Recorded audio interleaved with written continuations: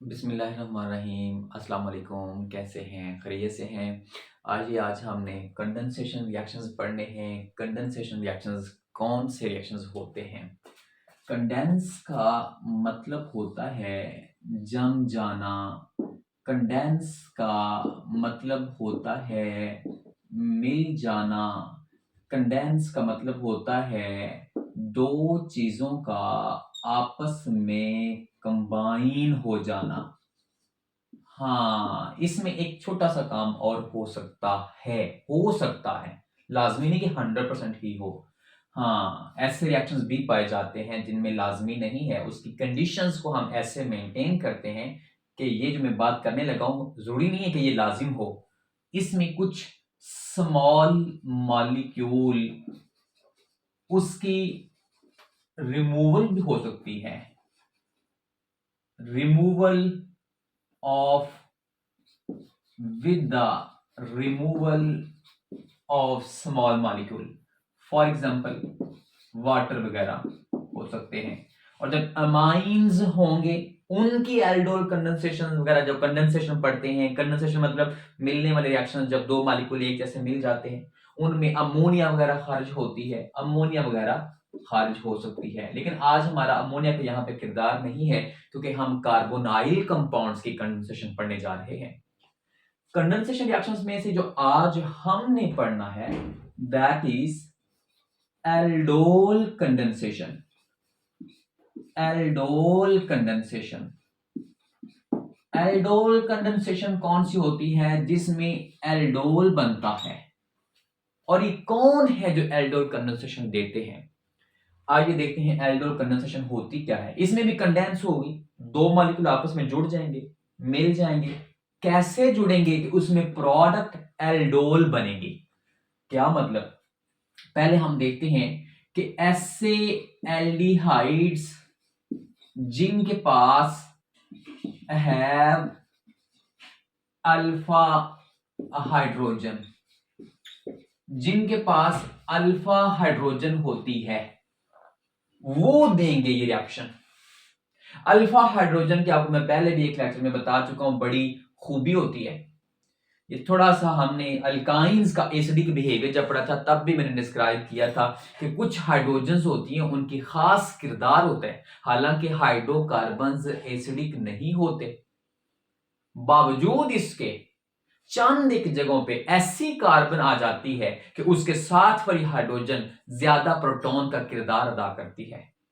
उसे निकाला जा सकता है और वो एसिडिक हो जाती है। मतलब एल्डोल क्या है? जिसमें दो चीजें होंगी, एक उसमें एल्डिहाइड ग्रुप भी होगा, CHO भी होगा, और ओल मतलब हाइड्रोक्सी ग्रुप भी होगा। उस प्रोडक्ट को हम क्या नाम देंगे? एल्डोल देंगे।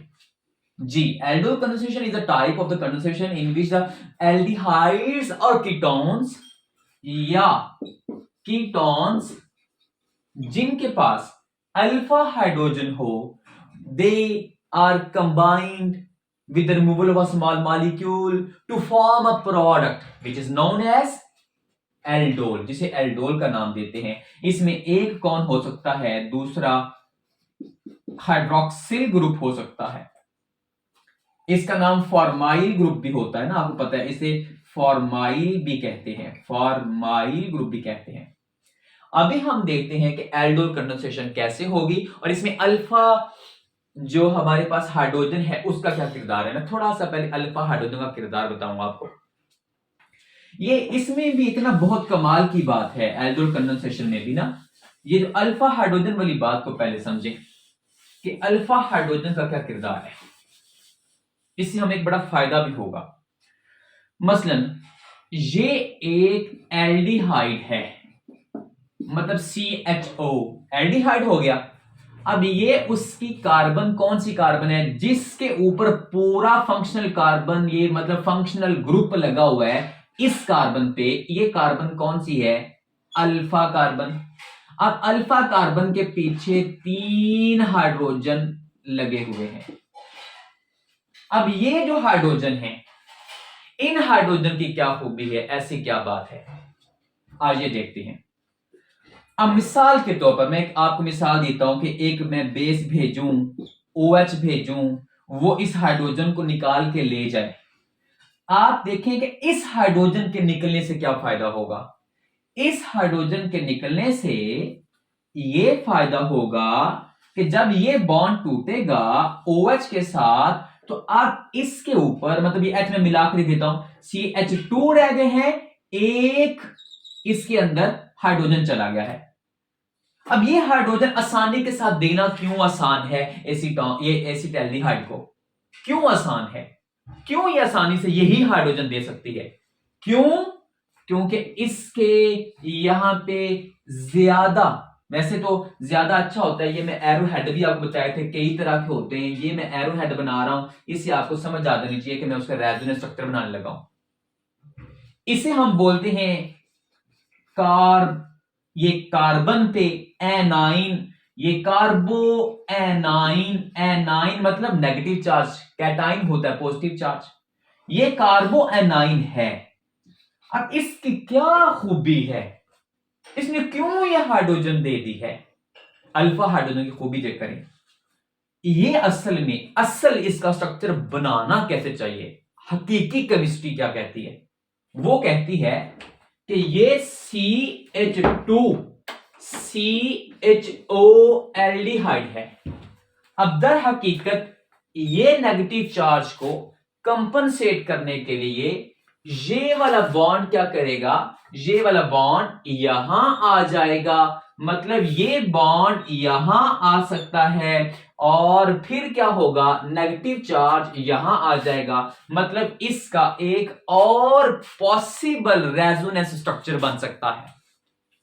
इसका मतलब हमें बात क्या समझ आई, हमें समझ आई कि इसे बोलते हैं इन, मतलब इनोलेट आइन, इसे इनोलेट भी कह सकता था मैं, इन ओल क्यों कह सकता था मैं आपको समझाने की खातिर, ये बहुत ज्यादा मॉलिक्यूल्स में चंद एक मॉलिक्यूल हो सकता है, मिसाल के तौर पर, मतलब मेरे पास सॉल्यूशन पड़ा है एसिटाल्डिहाइड का, हो सकता है अंदर एक हाइड्रोजन ऐसे भी पड़ी हो, ऐसे कैसे पड़ी हो कि ये वाली हाइड्रोजन यहां चली जाए, उसके अपने ही हाइड्रोजन वहां चली जाए।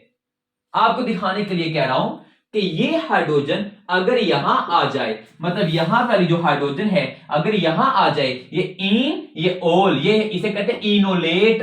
अब मैंने आइन क्यों कह दिया, क्योंकि मैंने H वहां लगाया नहीं है, क्योंकि मैंने यहां पे H यहां से पहले रिमूव कर लिया है आपको आसान करने के लिए, क्योंकि आपको मैंने ये पढ़ाना है। तो मैं आपको बता रहा हूं कि अल्फा हाइड्रोजन की यह खूबी है कि वो एसिडिक होती है।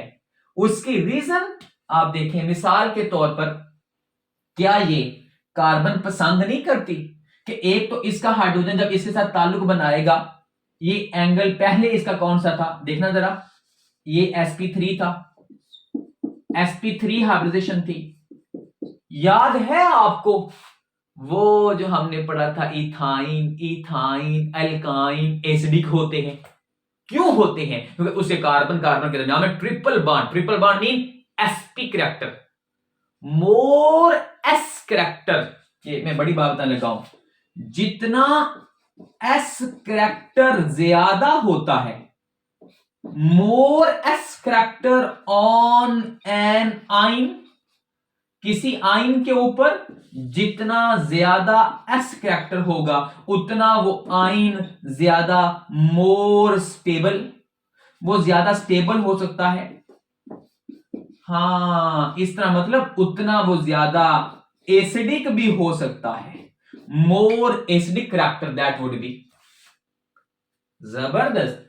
ये कार्बन अपनी हाइड्रोजन निकालने से फायदा क्या हुआ, इसका एंगल देखें, ये 4 बॉन्ड्स बन रहे हैं, 1 2 3 4, अच्छा sp3 है, 109 एंगल है। यहां पे देखें, यहां पे इसके पीछे ये एक हाइड्रोजन और ये एक हाइड्रोजन, अब कौन सी है, 1 2 और ये सिग्मा बॉन्ड 3, अब कौन सी कार्बन, यहां कार्बन इसकी एक्चुअली sp3 थी, यहां अब इसकी कार्बन कौन सी है, sp2 है। अच्छा, एंगल 109 था, उससे बड़ा होके 120 हो गया है। उसे कोई मुश्किल नहीं है ये करना, उसे आसान नहीं है ये करने में।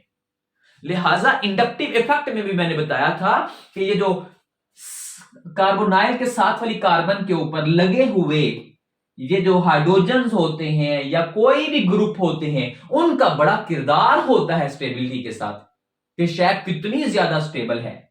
मैं अपनी बात पे वापस आता हूं कि ये देखो 100 पहले मतलब एसिटाल्डिहाइड में 109 एंगल था, sp3 थी। अब ये कार्बन कहती है कि मुझे कार्बो एनाइन बना लो, मुझे कोई मसला नहीं। क्यों बना लो? वो कहती है मैं sp2 हो जाऊंगी, क्योंकि अगली कार्बन पहले sp2, ये sp2 है, पहले ये वाली sp2 है। अब वो कहती है कि मैं sp2 हो जाऊंगी, मेरा इलेक्ट्रॉन उधर ऑक्सीजन पे चला जाएगा। जबरदस्त। इसी वजह से अल्फा हाइड्रोजन की ये खूबी है कि वो साथ वाले कार्बोनाइल को इस तरह से बना देगी कि वो इनोलेट आयन बन जाएगा, और इनोलेट आयन मैंने आपको बताया कि स्टेबल होता है। इसी वजह से अब हमने क्या पढ़ा कि वो अल्फा हाइड्रोजन के निकलने से कोई इतराज नहीं होगा। आज हम पहले रिएक्शंस पढ़ते हैं 3, उसके बाद मैं आपको असल मैकेनिज्म की तरफ लेके जाऊंगा, मैं सारी बातें भूल के वापस आ जाए। ये एक एल्डिहाइड है, अब इसके पास ये अल्फा कार्बन, अब ये इसके 3 हाइड्रोजन है, अंडरस्टैंड। अब देखें ये एक CHO एल्डिहाइड है, इसके पीछे CH3, ये कौन है, एसिटाल्डिहाइड। ये कौन है, एसिटाल्डिहाइड। इसके पीछे भी CH3 लगा, इसके पीछे भी CH3 लगा। इसे कहते हैं सेल्फ कंडेंसेशन। हाँ, ये मैं बताना जरूरी समझता हूं।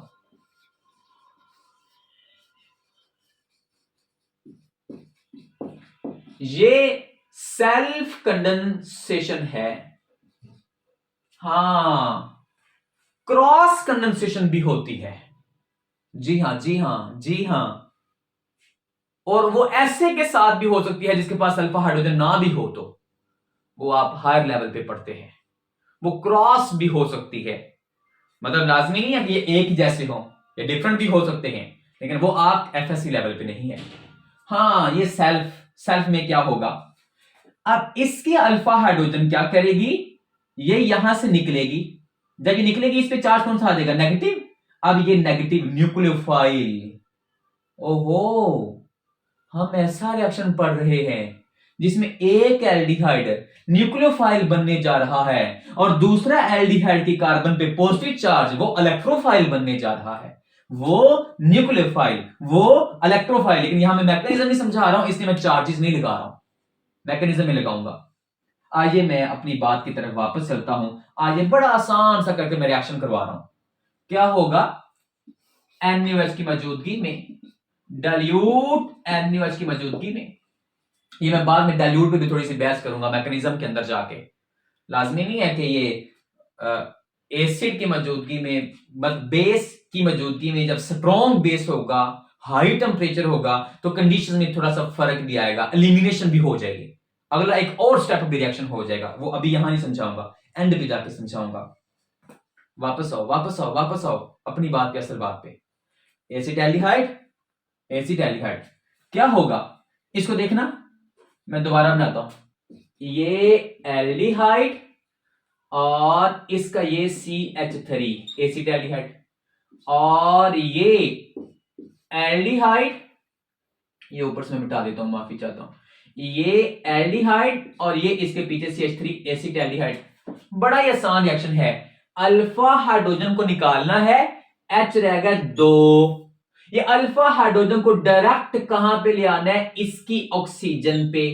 क्या होगा, अंदर से बॉन्ड टूटेगा। जब बॉन्ड टूटेगा, अब ये एक लम्हे के लिए ये कार्बन को देखें, ये कंवारी हो गई है, इसका बॉन्ड टूट गया है, किधर जाएगी, उसी के घर जाएगी ना जिसके घर से अल्फा हाइड्रोजन आई है, और दोनों आपस में जुड़ गए हैं। और देखो ये क्या बन गया है, ये एल्डिहाइड, ये ओल, ये तो बन गया एल्डोल। और इसका असल नाम क्या बनेगा, 1 कार्बन, 2 कार्बन, 3 कार्बन, 4 कार्बन। अच्छा, ये तो है ब्यूटानल अल अल एल्डिहाइड। हाँ, ये पूरा फंक्शनल ग्रुप, ये इसकी कार्बन नंबर 1, ये 2, ये 3, ये 3, इस मतलब 3 पे लगा है हाइड्रोक्सी, तो मैं कहूंगा 3 पे कौन है, हाइड्रोक्सी। और आगे क्या आएगा, ब्यूटानल, ये उसका असल नाम है। और हमने क्या पढ़ा, ये एल्डोल है। हाँ, एसिटैल्डिहाइड की बजाय एसीटोन भी यूज कर सकते हैं। मैं आपको एक दिन शायद पहले भी बताया था कि जो हाइड्रोक्साइड आयन होता है ना, OH, ये नॉट इनफ बेसिक, बहुत बेसिक नहीं होता। हाँ जी, बहुत बेसिक नहीं होता। इसकी मौजूदगी में इसीलिए रिएक्शन करवाना आसान होता है। क्यों, इतने मॉलिक्यूल पड़े हैं एल्डिहाइड के, उसमें से किसी एक मॉलिक्यूल का जाके ये बड़ी मुश्किल से H निकालेगा। वो एक जब उसका निकलेगा, उसका नेगेटिव चार्ज आएगा कार्बन पे, वो इधर उधर देखेगी, उसकी साइड में उसे बड़े एल्डिहाइड मिलेंगे, वो उनके ऊपर अटैक कर लेगी। अंडरस्टैंड, मतलब OH is not enough basic to enolise, कि वो सब मॉलिक्यूल्स को एनोलाइज कर दे, इनोलेट आयन सारे बना दे, ऐसा नहीं है। इतने सारे मॉलिक्यूल्स में फर्ज करें 10 मॉलिक्यूल्स हैं, उसमें से सिर्फ एक को बनाएगा। आइए देखते हैं कोई एसीटोन भी क्या रिएक्शन दे सकता है। जी दे सकता है। एसिटैल्डिहाइड की बजाय अब हमने एक कार्बन अजाफी ले लेते हैं। ये क्या है, एल्डिहाइड, ये क्या है, उसके पीछे 2 कार्बन लगा दी मैंने। इस कार्बन के ऊपर आगे पीछे 2 बॉन्ड थे, बाकी 2 H, इसके 3 H। अब ये एक और एल्डिहाइड, इसके पीछे भी 2 ही कार्बन है और उसके H पूरे कर दिए। अब क्या होगा, अब 3 कार्बन, मतलब प्रोपानल, पहले क्या था 2 कार्बन एथानल, ये प्रोपानल। अब देखें अब क्या होगा, दोबारा से ये जी एक एल्डिहाइड, ये एक एल्डिहाइड, इसके पीछे ये मेरे पास एक कार्बन को मैंने नीचे कर दिया है। क्यों नीचे कर दिया है, क्योंकि मुझे अल्फा कार्बन से ताल्लुक है, फंक्शनल कार्बन के साथ वाली कार्बन से ताल्लुक है। जिस कार्बन पे फंक्शनल ग्रुप लगा हो उस कार्बन को अल्फा कार्बन कहते हैं। ये दोबारा देखें, ये एल्डिहाइड है, ये मेरे पास इसके पीछे CH2 CH3, ये हमारे पास प्रोपियोन एल्डिहाइड है। आइए देखते हैं क्या होगा। अल्फा हाइड्रोजन में फर्ज करें निकाल ली, इस पे नेगेटिव चार्ज है, ये नेगेटिव चार्ज है, ये कार्बन पॉजिटिव पे अटैक कर सकती है, साथ वाली पड़ोसन को देखेगी, फौरी उसके ऊपर अटैक करेगी। हाँ, जब ऊपर से बांध टूटेगा इस पे नेगेटिव चार्ज आ जाएगा। ये नेगेटिव चार्ज क्या करेगा, वो हाइड्रोजन जो इसके घर से निकली थी वो कहां चली गई है जनाब, वो यहां ही तो आई थी। अच्छा, इसका मतलब क्या, इसकी हाइड्रोजन जब यहां से निकल के यहां आती है, मैं दोबारा सारा करता हूं, दोबारा सारा उल्टा करता हूं, थोड़ा सा आपको समझाने के लिए आसान बोलूंगा। ये देखो, इसका 2 हाइड्रोजन थे, एक हाइड्रोजन जब निकला वो आया यहां, अंदर से बांध टूटा, तो इसके कंवारापन किधर जाएगा, उसी घर में जाएगा जिस घर से जिसने आके उसकी जिंदगी खराब की है। अच्छा, ये कौन है, एल्डिहाइड, ये कौन है, ओल, ये तो बन गया एल्डोल। इसका नाम क्या बनेगा, इसका नाम बनेगा 1 2 3 4 5। अच्छा, ये तो है पेंटानल अल अल एल एल्डिहाइड। लेकिन एक मसला है, इसके कार्बन नंबर ये 1 ये 2 पे कौन है, मिथाइल, 3 पे कौन है, हाइड्रोक्सी, तो हम क्या लिखेंगे, 3 पे कौन, हाइड्रोक्सी, और कार्बन नंबर 2 पे कौन, मिथाइल, और सबसे एंड पे क्या आएगा, पेंटानल। अंडरस्टैंड, ये भी क्या है, ये हमारे पास एल्डोल है, और किसकी मौजूदगी में रिएक्शन करवाना है, बेस की मौजूदगी में। हम बेस कैटालाइज रिएक्शंस पढ़ रहे हैं। आइए देखते हैं, क्या एसीटोन भी रिएक्शन कर सकता है, जी बिल्कुल कर सकता है। आइए देखते हैं जी कैसे। ये मेरे पास एसीटोन, फर्ज करें ये CH3 C double bond OCH3, ये दोबारा से CH3, C double bond OCH3, 3 carbon, ये है प्रोपानोन, ऑन कीटोन, ये भी क्या, प्रोपानोन कीटोन, मतलब एसीटोन, इसे एसीटोन भी तो कहा जा सकता है। अच्छा, अब क्या होगा, थोड़ी सी स्टेरिक हिंड्रेंस आ गई है, आप क्योंकि आप नहीं चाहते कि सारे मॉलिक्यूल्स का वो बेस ऐसा नहीं होना चाहिए कि वो इतना ही स्ट्रॉन्ग, मतलब ऐसा नहीं, उसकी सोल्यूबिलिटी बड़ी मैटर करती है, वो ऐसा ही होना चाहिए कि अगर 100 मॉलिक्यूल है, 100 मॉलिक्यूल में से सिर्फ एक मॉलिक्यूल की हाइड्रोजन निकाल सके। क्यों, जब एक मॉलिक्यूल की हाइड्रोजन निकालेगा अल्फा, तो उस मॉलिक्यूल को साइड पे कम से कम ऐसे मॉलिक्यूल तो मिलने चाहिए कि वो किसी दूसरे पे अटैक कर सके। इसीलिए थोड़ी सी स्टेरिक हिंड्रेंस ज्यादा है, आप अल्कलाइन अर्थ मेटल से बेरियम हाइड्रोक्साइड ले लीजिए, ये बेस ले लीजिए, इसकी मौजूदगी में हम ज्यादा अच्छी प्रोडक्ट हासिल कर सकते हैं। बावजूद इसके मैं फिर कह रहा हूं, बावजूद ये लेने के बावजूद भी इसकी जो स्टेरिक हिंड्रेंस है, बावजूद इसके फिर भी कीटोन्स एल्डोल कंडेंसेशन, जो कीटोल कंडेंसेशन भी कहलाती है, क्योंकि कीटोन है, कीटोन ये क्या करते हैं, ये करीबन 1% प्रोडक्ट देते हैं, मतलब बहुत थोड़ी प्रोडक्ट बनेगी, चंद एक मॉलिक्यूल सिर्फ प्रोडक्ट्स के बनेंगे। आइए देखते हैं कैसे, इसको दोबारा लिखते हैं, CH3, C double bond O, CH3, ये एक एसीटोन, आगे देखें ये दोबारा CH3, C double bond O, और इसकी इधर लिखनी है ना CH3, ये एक एसीटोन, ये दूसरा एसीटोन, उस CH3 को नीचे की तरफ लिख दें। क्यों, क्योंकि मुझे इसकी अल्फा से ताल्लुक है, जब इसकी अल्फा हाइड्रोजन निकलेगी, H2 रह जाएंगे, तो ये क्या करेगी, इनके घर ताल्लुक जोड़ेगी, यहां से बॉन्ड टूटेगा, वो हाइड्रोजन इसके घर में आएगी जिसने इसकी जिंदगी खराब की। दोबारा देखें, ये मैं बॉन्ड तोड़ रहा हूं, इसको मेरे सामने इसीलिए नहीं रखा था क्योंकि मुझे इस कार्बन के साथ बॉन्ड जोड़ना है ना, कार्बोनाइल के ऊपर अटैक होना है, कार्बोनाइल के ऊपर अटैक होना है। अब देखो दोबारा, इसके घर से एक हाइड्रोजन निकाली, H2 रह गए, H जब यहां आई, अंदर से बॉन्ड टूटा, जब बॉन्ड टूटा तो ये किसके घर में अटैक करेगी, ऑब्वियसली उसी के घर में करेगी जिधर से कौन आया है, वो हाइड्रोजन आया है। पहले असल में क्या होता है, इसका हाइड्रोजन निकलता है, फिर ये नेगेटिव इस कार्बन पॉजिटिव पे अटैक करती है, जब अटैक करती है तो बाद में जाके ये नेगेटिव ऑक्सीजन वो बेस से वापस ले आती है हाइड्रोजन। आइए देखते हैं कैसे, मैकेनिज्म करके देख लेते हैं। हम इसका जो मैकेनिज्म करेंगे, मैं आपके लिए बड़ा ही आसान करके इसको खत्म कर देता हूं। उससे पहले कि मैं मैकेनिज्म समझाऊं, एक छोटा सा शॉर्ट क्वेश्चन करते जाएं, बड़ा इंपॉर्टेंट है, दोबारा करते हैं। हाँ, मैंने आपको थोड़ी देर पहले कहा था, अगर आप स्ट्रॉन्ग बेस हो, हाई टेम्परेचर हो, तो ये रिएक्शन यहां तक नहीं रुकेगा, वो इससे अगला स्टेप भी हो जाएगा, ये एलिमिनेशन रिएक्शन भी करवा देगा, और ये खास किस्म की एलिमिनेशन होती है E1 जो 2 स्टेप में होती है, एलिमिनेशन होगी, मतलब आगे वाटर भी निकल जाएगा, अल्कीन बन जाएगी।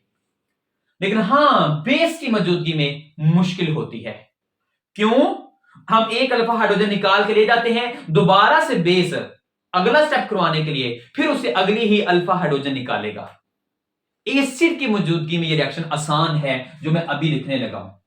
अब देखना, ये मेरे पास फर्ज करें एक एल्डिहाइड है, अब ये मेरे पास एक और एल्डिहाइड है, ये aldehyde CH3 acid aldehyde, aldehyde CH3 acid aldehyde. अब क्या होगा, अब जनाब ये एक एल्डिहाइड है, इसके पीछे CH3, दोबारा से ये एक एल्डिहाइड है, इसके पीछे CH3। अब क्या होगा, अब जनाब ये होगा, इसकी हाइड्रोजन जो निकलेगी H2 रह जाएंगे, बॉन्ड यहां जुड़ेगा, बॉन्ड ऊपर से टूटेगा, वो हाइड्रोजन कहां गई, वो यहां पे आ गई है। ये कौन है? ओल। ये कौन है? एल्डिहाइड। तो ये क्या बन गया? एल्डोल। अच्छा, अब क्या होगा? अब हम ये करते हैं कि ये एल्डोल जो बना है इसे मैं दोबारा लिखता हूं, CH3CHO एल्डिहाइड। ये मेरे पास एल्डिहाइड, ये दोबारा से CH3CHO एल्डिहाइड। अब क्या हुआ था? इसके हाइड्रोजन यहां पे जब आ जाती है तो यहां से बॉन्ड टूटता है, यहां बॉन्ड जुड़ जाता है। यही पढ़ा आपने? ये एल्डोल है। ये अगर आप थोड़ा सा इसके अंदर HCl डालें, एसिड डालें, मैंने आपको पहले कहा कि बेस की मौजूदगी में भी रिएक्शन हो सकता है, शर्त कंडीशंस हैं। स्ट्रॉन्ग बेस हाई टेम्परेचर की मौजूदगी में, मतलब ज्यादा क्रिटिकल कंडीशंस की सूरत में, और ये ज्यादा आगे एक स्टेप और कर जाएगा, मतलब ये जो हमने पिछला स्टेप करवाया वही आगे लेके जा सकता है। लेकिन बहरहाल ये हमने आपको समझाना है FAC लेवल का। तो ये बेस है, बेस की मौजूदगी में ये एल्डोल जो बना था, हम ये पढ़ रहे हैं कि इससे एक नई चीज भी बनाई जा सकती है। क्या बनाई जा सकती है? अगर होता वही बेस तो वो आके इसके अल्फा हाइड्रोजन को फिर जाकर तंग करता, फिर निकाल के ले जाता, फिर तंगी होती, इस पे नेगेटिव चार्ज आता, उसको कंपनसेट करने के लिए OH निकल जाता और यहां पे बॉन्ड डबल जुड़ जाता। लेकिन अब हमने एसिड लिया है, एसिड इसको तंग करेगा, ऑक्सीजन को तंग करेगा, ये इस कार्बन को तंग करेगी, और आखिरकार क्या होगा? इसकी मैं एक हाइड्रोजन को खोल के लिखता हूं, खोल के लिखा है, कुछ भी निकाला नहीं है, कुछ भी नहीं निकाला। एल्डिहाइड, ये उसका एसिड एल्डिहाइड था, एक हाइड्रोजन पहले इधर गया हुआ है, बॉन्ड जुड़ा हुआ है। अब देखो ये कौन है? ये वाटर है, यहां बॉन्ड डबल हो जाएगा। दोबारा देखो, ये क्या था? एल्डिहाइड। ये क्या था? CH3। ये क्या था? एल्डिहाइड। और ये क्या था? CH3 acid aldehyde. क्या हुआ था? इसके घर का एक हाइड्रोजन निकला था, यहां आया था, अंदर से बॉन्ड टूटा था, यहां बॉन्ड जुड़ गया था। अभी अभी हमने क्या किया? इसके घर का OH, इसके घर का एक और H, ये निकल गया, बॉन्ड डबल हो गया, प्लस वाटर एलिमिनेशन। इसलिए हमने शुरू में कंडेंसेशन में लिखा था ना कि एलिमिनेशन होती है। ये है एलिमिनेशन, ये मुकम्मल रिएक्शन ये है। लेकिन आपको कंडेंसेशन एल्डोल तक समझाना था, एल्डोल कंडेंसेशन, इसलिए हमने एल्डोल पे रोक दिया था। लेकिन ये आपको पता ना चाहिए, शॉर्ट क्वेश्चन आना चाहिए। इसका स्पेशल नाम है, ये इन अल है, मतलब इसमें एल्डिहाइड भी है, इसमें इन भी है। अच्छा, इसका नाम है क्रोटोन एल्डिहाइड, क्रोटोन एल्डिहाइड। ये आपने शॉर्ट क्वेश्चन भी याद रखना है। आइए इसका मैकेनिज्म पढ़ते हैं जी। इसका मैकेनिज्म कैसे होगा? मैकेनिज्म ये है, हमारे पास, हम किसका मैकेनिज्म पढ़ रहे हैं?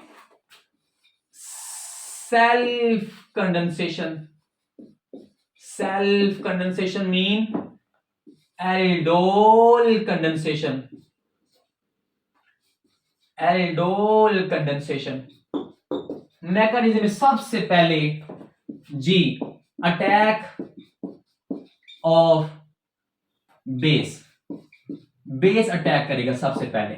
इसे यूं भी हेडिंग दे सकते हैं, इसे यूं भी कह सकते हैं, removal of alpha hydrogen, alpha hydrogen की रिमूवल। हां, इसमें क्या हुआ है? इसमें प्रिपरेशन हुई है न्यूक्लियोफाइल की, इसे ये यूं भी कह सकते हैं हेडिंग को, प्रिपरेशन ऑफ न्यूक्लियोफाइल। ये बहुत कमाल की बात है। एक बेस आएगा, वो इस एल्डिहाइड को पकड़ेगा, और इस एल्डिहाइड को, ये एल्डिहाइड, ये एसिड एल्डिहाइड, हमें अल्फा हाइड्रोजन चाहिए, मतलब फंक्शनल कार्बन के साथ वाली कार्बन की। हाँ, ये क्या करेगी? ये बेस जब इसके ऊपर अटैक करेगा तो क्या करेगा? मैं इसकी एक हाइड्रोजन को खोल के ना लिख दूं ताकि आपके लिए आसानी हो। ये इस हाइड्रोजन पे अटैक करेगा तो ये बॉन्ड टूट जाएगा। अब क्या बनेगा? इनुलेट आइन, ये CH2, ये एल्डिहाइड। हाँ, इस पे कौन सा चार्ज है? नेगेटिव। यूं भी लिख सकता हूं मैं, डबल बॉन्ड लगा के ये तोड़ के नेगेटिव आइन, इनोलेट आइन। लेकिन ये नेगेटिव यहां पे लगा हुआ है, ये वैसे अच्छा स्ट्रक्चर नहीं है, वैसे आपकी किताब में है इसलिए मैं वही लिख रहा हूं। इसका नाम है कार्बो एनाइन, एनाइन नेगेटिव है। अच्छा अब हम क्या करेंगे, ये कार्बो एनाइन है।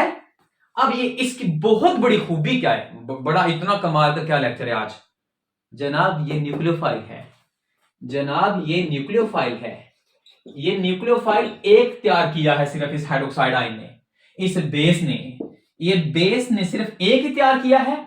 अब दूसरी हेडिंग क्या बनेगी, अब देखना ये क्या करेगा, ये अटैक ऑन अदर एल्डिहाइड या फंक्शनल ग्रुप या कार्बोनाइल, अदर कार्बोनाइल मतलब इलेक्ट्रोफाइल। अब इलेक्ट्रोफाइल के ऊपर अटैक होने लगा है, कैसे, वो आएगा उसके ऊपर नेगेटिव चार्ज आ चुका है, ये साथ वाली पड़ोसन को देखेगा और भाग के अटैक कर लेगा। कैसे अटैक कर लेगा, आइए देखते हैं कैसे कर लेगा। ये नेगेटिव है, जब इसके साथ अब इस कार्बन पे चार्ज कौन सा है, पॉजिटिव, ये बहुत बड़ी बात है, ये न्यूक्लियोफाइल है और ये यहां पे इलेक्ट्रोफाइल है, मतलब इस कार्बन पे चार्ज पॉजिटिव है, ऑक्सीजन पे नेगेटिव है, ये पार्शियल नेगेटिव, ये पार्शियल पॉजिटिव, ये इस कार्बन पे पॉजिटिव चार्ज इलेक्ट्रोफाइल के तौर पर काम कर रही है। अब क्या होगा, अब देखना दोबारा से, ये एक एल्डिहाइड था ये वाला, इसके या हाइड्रोजन यहां से पहले जा चुकी है, ये नेगेटिव है, इसने साथ वाली पड़ोसन को देखा एल्डिहाइड को, जैसे ही उस एल्डिहाइड को देखा इसने नेगेटिव चार्ज ने इसके साथ ताल्लुक बनाया, क्योंकि ये नेगेटिव था, ये कार्बन पॉजिटिव थी, इस कार्बन पॉजिटिव पे अटैक किया, जब यहां अटैक करेगा ऊपर से बांड टूट जाएगा, ऊपर से बांड टूटेगा, यहां पे अब चार्ज कौन सा है, नेगेटिव है। हाँ अब यहां पे नेगेटिव चार्ज है, ये रिएक्शन NaOH की मौजूदगी में करवा सकते हैं, KOH की मौजूदगी में करवा सकते हैं, एल्कोक्साइड आयन की मौजूदगी में करवा सकते हैं, किसी की मौजूदगी में भी करवा सकते हैं। बहरहाल बेस की मौजूदगी में बड़ा ही आसान है। तीसरा स्टेप, पहली हेडिंग, दूसरी हेडिंग, तीसरे स्टेप में क्या होगा, प्रोटोनेशन। लो जी अब हम तीसरा स्टेप पढ़ने लगे हैं, प्रोटोनेशन। प्रोटोनेशन में क्या होगा, प्रोटोनेशन में वो जो शुरू में यहां पे वाटर भी निकला था साथ, वो क्या मतलब, दोबारा देखें सारा, ये एक एल्डिहाइड CH3, इसका एक हाइड्रोजन हम ले गए थे, इसने क्या किया, पड़ोसी को देखा, जैसे ही पड़ोसी को देखा इसके साथ बॉन्ड बनाया, चार्ज तो खत्म हो गया, ऊपर से बॉन्ड टूटा, अब ये कमा रही है, अब ये क्या करेगी, वो जो शुरू में बेस इसकी हाइड्रोजन ले गया था, ये जाकर उसे कहेगी चलो उसकी हाइड्रोजन वापस करो, उसी की वजह से सारा काम खराब हुआ है, उससे वो हाइड्रोजन वापस लेके आएगी। हाँ अब क्या होगा, अब वो वाटर क्या करेगा, ये हाइड्रोजन अपनी वापस लेगा। हमेशा तीर जो होता है, एरोहेड जो होता है, वो नेगेटिव से पॉजिटिव की तरफ बनाते हैं, ये मैं पहले सिखा चुका हूं। ये क्या करेगा, दोबारा देखना, ये एक एल्डिहाइड था, इसने अपनी हाइड्रोजन दी हुई थी, इसने क्या किया, इसने पड़ोसी को देखा, इसके साथ बॉन्ड बनाया, अपना चार्ज खत्म किया, इसका बॉन्ड टूट गया, जब इसका बॉन्ड टूटा इस पे चार्ज कौन सा था, नेगेटिव, इस नेगेटिव ने वो हाइड्रोजन वापस मांगी, जब इसने वो हाइड्रोजन वापस मांगी तो अब ये क्या बन गया है, ओल, चार्ज खत्म हो गया है, ये एल्डिहाइड, तो ये क्या बन गया है, एल्डोल। तो जो अभी बिला सब H तो चला गया, OH कहां है जनाब, OH is regenerated for the next reaction, दोबारा से जनरेट हो गया, मतलब दिस इज 100% कैटालाइज्ड रिएक्शन, ये बेस कैटालाइज, वो जो बेस बना है अब ये नेक्स्ट सीरीज लाने के लिए फिर से तैयार हो गया है। अपना बहुत सा ख्याल रखिए, अल्लाह हाफिज, फी अमानिल्लाह।